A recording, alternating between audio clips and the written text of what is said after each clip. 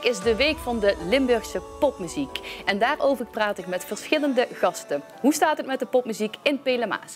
Bij mij aan tafel Paul Morel, directeur van Pop in Limburg. Ton Engels, singer-songwriter. En Jacqueline Stine, beleidsadviseur cultuur bij gemeente Pelemaas. Jacqueline, om bij jou te beginnen. Ja, popmuziek heeft een belangrijke rol in een gemeenschap. Het is een uitlaatklep, het verbindt. Maar hoe ziet de gemeente dat? Welke plannen heeft de gemeente voor de popmuziek in Pelemaas? Ja, inderdaad, wat je zegt, hè, popmuziek verbindt, is belangrijk voor het goede leven van Pelemaas. Het is belangrijk voor de ontwikkeling van kinderen. Popmuziek geeft energie en helpt kinderen om zich te ontwikkelen op allerlei fronten. Als gemeente vinden wij dat natuurlijk super belangrijk. En we zien graag wat er in het veld gebeurt en we sluiten daar graag op aan. Wij willen dat graag ondersteunen. Iedereen heeft een rol natuurlijk in het veld. En als gemeente ondersteunen we dat graag. Onder andere bijvoorbeeld door het faciliteren van Popplaza. Oké. Ja, en Popplaza is inderdaad ook ontstaan op basis van feedback eigenlijk van jou, Paul, of van Pop in Limburg. Hè. Een paar jaar geleden werd er gezegd, de popscene in Pelemaas die is voor ons niet voldoende zichtbaar. Het was een beetje een witte vlek. Nu zijn we een paar jaar verder. Heb je verschil opgemerkt, Paul? Ja, ik denk dat je dat wel kan zeggen, ja. Dus ja, jullie zijn net voor coronatijd begonnen. Ja. Ik heb toevallig onlangs de 2 jaarverslagen ontvangen van Popplaza. En het is eigenlijk bizar om te zien hoeveel jullie toch bereikt hebben in die periode. En onder andere één onderdeel daarvan is jullie nieuwe website. Waarin dus al een soort gouden gids is ontstaan van allerlei initiatieven en muzikanten die in de gemeente bezig zijn. En ik denk dat dat een hele belangrijke eerste stap is om gewoon zichtbaar te maken wat er allemaal is. En vervolgens om met die mensen aan de slag te gaan. Om ze te verbinden en om activiteiten of bijvoorbeeld concertjes met ze te gaan organiseren. En vanuit daar ontstaat een community en ga je weer verder bouwen. En goed, we zitten nu in de week van de Limburgse popmuziek. We zijn net begonnen. En je vertelde me net ook al dat jullie ook heel actief zijn geweest in de voorbereiding daarvoor. En dat jullie meer dan 12 shows, als ik me niet vergis, gaan organiseren. En daar zijn jullie meteen vanuit de hele provincie al het muziekcollectief, zeg maar, als ik jullie zo mag noemen, die al het meeste gaat doen tijdens de week van de popmuziek. Nou ja, dat is dus in een hele korte tijd ontstaan. En dat is eigenlijk heel belangrijk.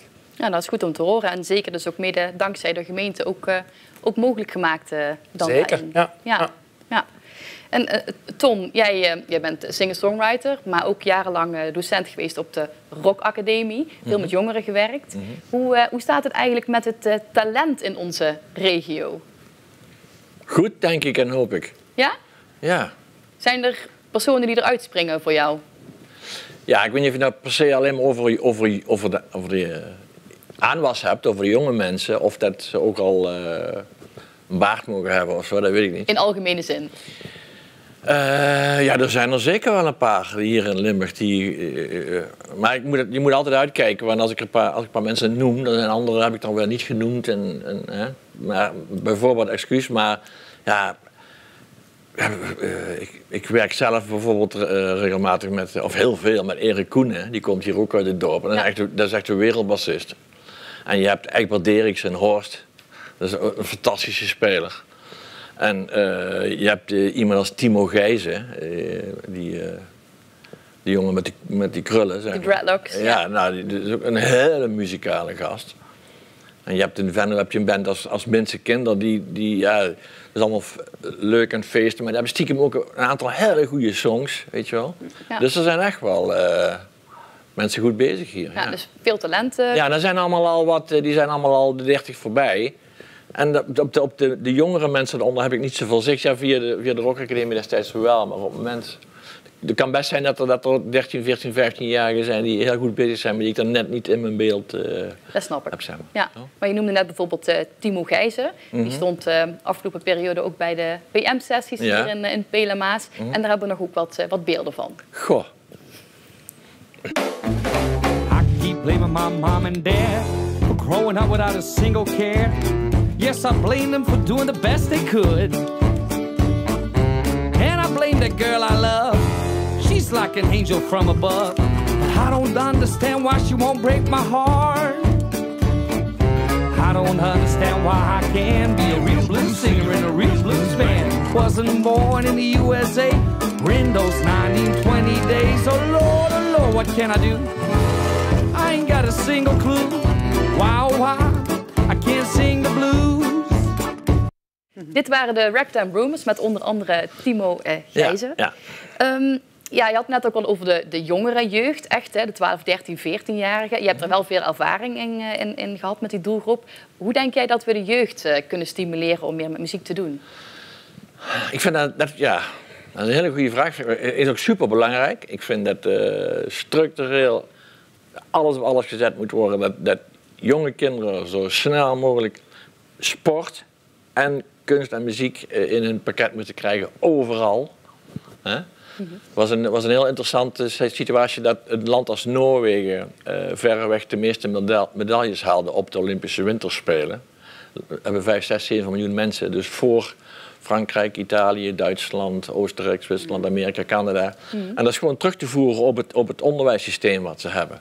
En voor muziek geldt precies hetzelfde. Dus dat kinderen met 4, 5 jaar in contact komen met muziek zoveel mogelijk en met sport. Dat vind ik het allerbelangrijkste eigenlijk. Oké. Nou zit Jacqueline naast je, vanuit de gemeente. Jij gaf ook al aan, de jongeren zijn heel erg belangrijk. Ja. Welke rol zouden jullie als gemeente daarin kunnen spelen om jongeren nog meer met muziek in aanraking te laten komen dan wat er nu al gedaan wordt? Ja, nog meer. Dat vragen we natuurlijk ook aan jullie. Wij kunnen als gemeente het faciliteren, hetgeen wat er gebeurt. En wij vinden daarbij van belang dat alle jongeren, het maakt niet uit of je rijk of arm bent, maar dat iedereen mee kan doen en dat iedereen de kans heeft om in ieder geval op muziek, want we beperken het even tot muziek, dat ze zich daarop kunnen ontwikkelen. Dat daar geen drempel is, want ik denk ook en ik zie het ook van als je muziek dat verbindt, dat brengt mensen bij elkaar en je krijgt daar energie van. Of voor jezelf, met elkaar en die energie. Dat wens je de jongeren toe, want dat is wat hun verder brengt in hun ontwikkeling. En dat heb je nodig. Dus als gemeente doe je zelf vrij weinig.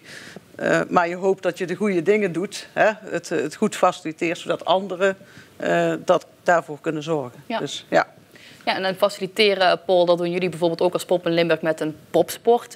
Een traject voor jonge muzikanten die zich verder kunnen ontwikkelen. Ja, dat klopt.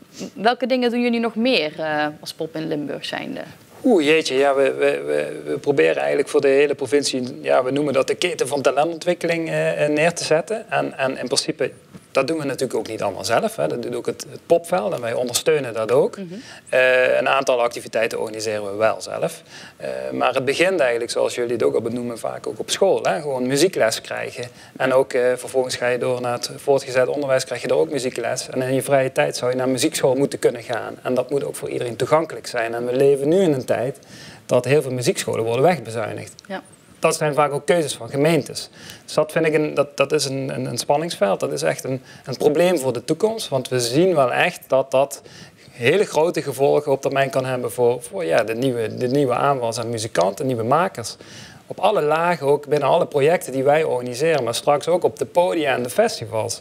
Dus ik denk dat we daar als hele sector, en niet alleen de podia en de festivals, maar ook andere stakeholders zoals de gemeente en de muziekcollectieven goed naar moeten kijken. Hoe kunnen we dat oplossen met elkaar? En je merkt ook dat binnen de HAVABRA een groot probleem is, dat jongeren steeds sneller afhaken, omdat ze niet in die structuren willen komen. Jongeren hebben het heel druk, zijn heel actief als vrijwilliger bij kindervakantiewerk of de scouting, sporten veel, maar maken ook heel veel kunst. Dat merken we ook, ik heb niet voor niks vandaag de t-shirt aangedaan. Heel slim. Dat merken we ook bij kunstbenden, waar ze heel veel tijd en energie in steken om dat goed voor te bereiden, om daar goed voor de dag te komen. Maar ze moeten ook keuzes maken. En als het dan vanaf het begin af aan thuis of op school of na school bij een muziekschool niet goed wordt gestimuleerd, dan haken ze af. Of in ieder geval dan kiezen ze niet voor de muziek. Dus dat is een probleem. Maar als we het hebben over popsport, want dat was je vraag. Dat is een van de trajecten die we organiseren inderdaad voor de jeugd van pak een beetje 16 tot en met 21 jaar. Vaak zijn dat jonge muzikanten die al 1 of 2 jaar mee hebben gedaan aan kunstbanden en dan erachter komen van dit is tof. We willen meer met muziek. We willen leren eigen nummers schrijven. Hoe werkt het dan met een poppodium? Hoe kan ik mijn eigen show daar gaan boeken? Of hoe spreek ik een programmeur aan? Ja, die jongeren die helpen we echt op weg. Dus die zorgen dat we eigenlijk zichzelf gaan redden in dat poplandschap. En we hopen ook met zo'n project weer een aansluiting te gaan vinden op een conservatorium of een rockacademie. Dus dat is een beetje de doelgroep die zo ontdekt van hey, ik wil echt wat met die muziek. Misschien wil ik wel muzikant worden. En die gaan we echt op weg helpen om hun weg daarin te vinden. Ja. En zo proberen we eigenlijk in allerlei fases van de ontwikkeling van muzikanten in Limburg iets te kunnen bieden. Dus ook als ze bijvoorbeeld een rockacademie hebben gedaan, dan hebben wij een makersregeling. En dan kun je vaak ook onder begeleiding van onze projectmedewerkers je eigen plan gaan schrijven en ook geld bij ons aanvragen. En dat wordt dan wel door een externe commissie beoordeeld. Maar dan krijg je echt een fors budget. Het gaat echt over een paar duizend euro om bijvoorbeeld een eigen album op te nemen of een toertje op te zetten. Of misschien zelfs wel in het buitenland te gaan spelen. Ja. Ja, nou, dan schets je eigenlijk enerzijds een uitdaging voor de popwereld, hè, waar het even ging over de jeugd en de muziekscholen, et cetera. En aan de andere kant ook alle mogelijkheden die een Pop in Limburg biedt aan muzikanten die wat verder willen. Je had het over een eigen album opnemen. Nou, is dat een mooi bruggetje naar jou, Ton, want jij bent ook bezig met een nieuw album, heb ik begrepen? Yep, ben ik, ja. Ja, we hebben daar ook een nummer van klaarstaan. Kiek die meidje, laten we even kijken. Kiek die meidje, toch nog, ja, oké. En kijk die meidje nog eens aan. Jo, kijk die meidje nog eens aan. Kijk die meidje nog eens aan. En laat er nog eens rijden. Wie schoen het zo nog eens.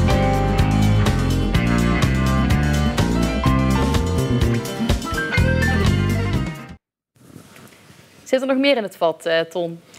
Ja. Ik heb nou 10 stukken klaar, dat is er dit er eentje van. En 29 september hebben we in Doc 6 een avond waar we dat presenteren. Leuk. Met een band, met Erik Koenen en met Egbert Dirks erin en nog wat mensen. En ja, gewoon weer zoals ik dat altijd gedaan heb. Gewoon liedjes maken, opnemen zo goed mogelijk. En proberen weer lekker wat te spelen. Okay. Toch het leukste wat er is. Zolang als ik niet weet wat ik wil worden, doe ik dat maar. En wat is de titel van het album? Nooit meer werken. Nooit meer werken? Toepasselijk. Ja. Ja. Nou, leuk. Jacqueline, is dat nou ook de muziek die jou aanspreekt van Ton? Of heb jij een andere genre waar je vooral naar luistert? Ik ben benieuwd naar uw antwoord. Ja. Diverse genres en ook afhankelijk van welke mood dat ik ben en welke mood dat ik in wil zijn, zeg maar. Maar ik hou altijd wel van muziek waar een bepaalde pit in zit, een bepaald tempo. Een beetje stevige muziek. Maar dat je lekker op kunt doorrijden of lekker kunt dansen. En daar mag wel wat pit in zitten. Noem eens een voorbeeldje. Golden Earring vind ik hartstikke leuk. Vroeger Prince, Meatloaf. Op de MAVO hadden we een groepje meiden. We hadden allemaal als eerste plaat Meatloaf, Bad Out of Hell. En dat zit nog steeds in de cd-speler en dat is nog steeds geldig. Dus ja. Nou, goed om te horen. Dat is wat stevigere muziek. Ja. Nou ja, Golden Earring had je het net al over. Die stonden 10 jaar geleden nog op Ego Pop vanwege het 10-jarig bestaan. Ja. Ook daarvan hebben we een fragmentje klaarstaan. Oh, leuk. Ja.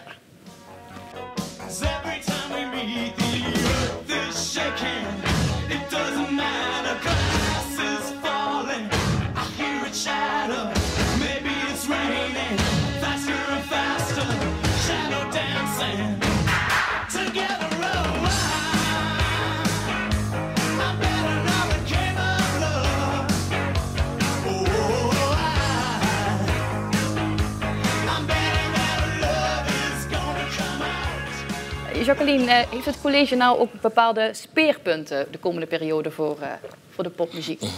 Nou, we zijn kunst- en cultuurbeleid aan het ontwikkelen. Dat is ook een continu proces. We hebben een nieuwe wethouder, Machteld Beukema. En wat ik bij haar hoor, is dat zij vooral wil gaan voor talentontwikkeling. Jonge kinderen, gelijkheid van sociale klassen. Iedereen moet meedoen, iedereen moet gelijke kansen krijgen. Het moet toegankelijk zijn. Het moet, dat hoor ik met name. Laat ik me daar, ik denk dat dat de accenten worden ook voor de toekomst.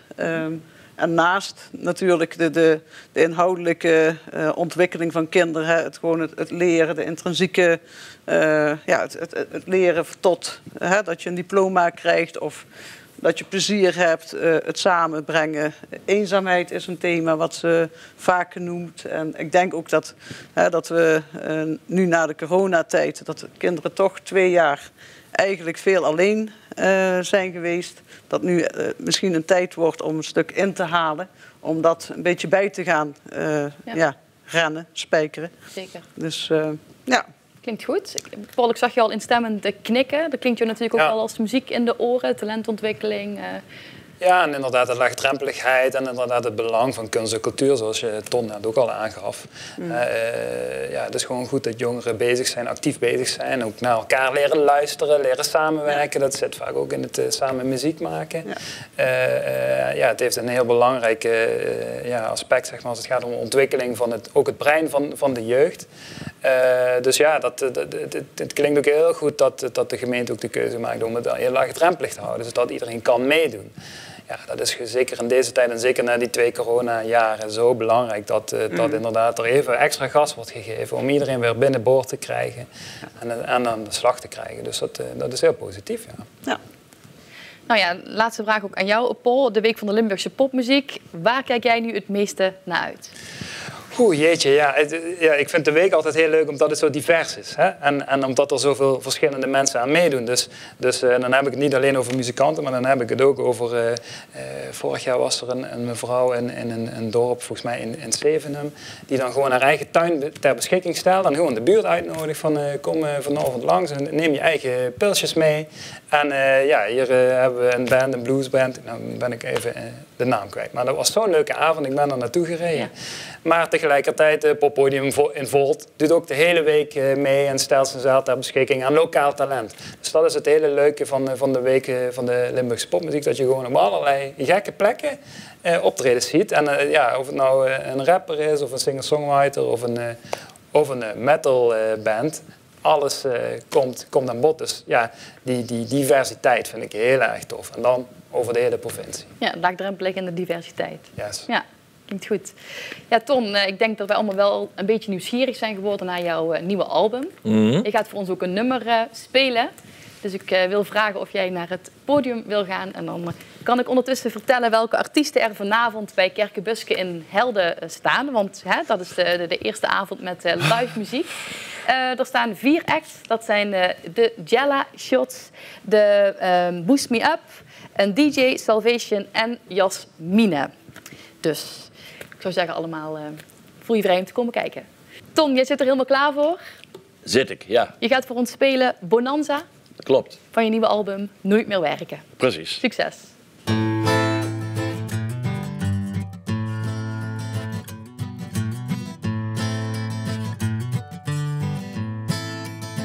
Ik heb vannacht Bonanza zitten kijken. Dat was een halve eeuw geleden, als niet meer. Ik kwam dat stom toevallig ergens tegen. Zwervend op YouTube, op zoek naar het verteer. Ik denk, dit is verdomme niet te geloven. Ik kiek een paar minuten voor de lol. Maar zonder mij 1 seconde ergens te vervelen. Heel het de ganse film, ademloos vol Bonanza. Bonanza. Een bende outlaws met dubieuze plannen. Net dan Ben, Adam, Hos en Little You. Die stoken daar eens gauw een stukje vuur. En gingen toen aan de barbecue. Bonanza keken we destijds altijd samen. Op ons allereerste tv-apparaat. Achteraf gezien de allerbeste jaren. Maar ja, postuum betekent feitelijk te laat, bonanza. Bonanza. Bonanza.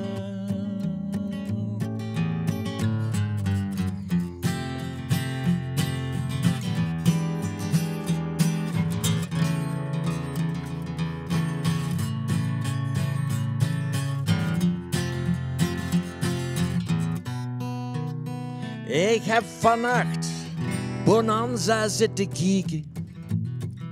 Gans alleen, ja samen met ons kat. Mijn hooiers zijn nou allebei vertrokken.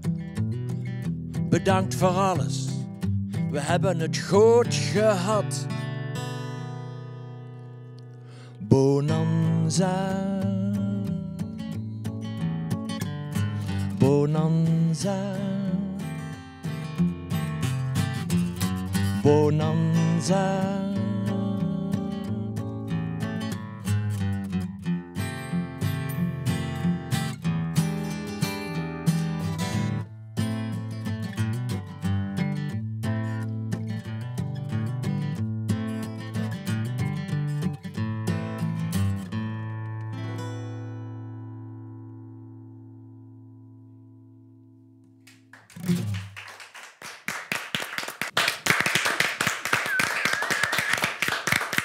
Dankjewel, Tom.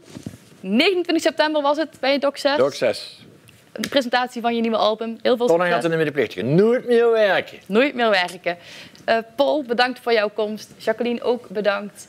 Vanavond allemaal bij Kerkenbuske tussen 7:30 en 10 artiesten. En wij zijn er aanstaande woensdag weer. Tot dan!